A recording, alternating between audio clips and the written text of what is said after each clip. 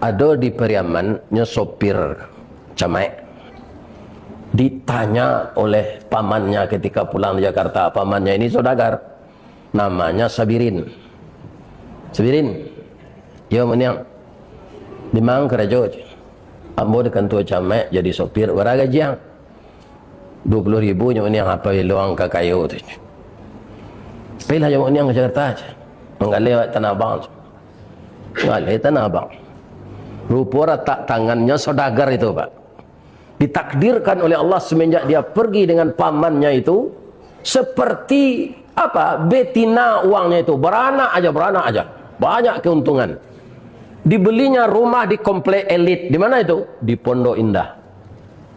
Ternyata di Pondok Indah itu orang profesor doktor awak Sabirin saja. Nyobali lo papan namo nan dari Perak lebih banyak, ya kan? DR Sabirin MSC. Datang bapaknya induknya ke sana, ditunjuk rumah dia-dianya ke rumah Ajo ya. Kau tidak mungkin rumah Ajo ang kedoyo. Bawa itu, ikut orang doktor aja, ya kan? Ajo ang tamat SMP-nya. Iyo ya, picik bel dia itu keluar Sabirin tu. Tiba-tiba dalam sudah minum, sudah makannya tanya dia, Yuang kuliah selama Jakarta sambil ngelek. Malah bisa kuliah ya. Awak tamat SMP, orang kuliah tu tamat SMA.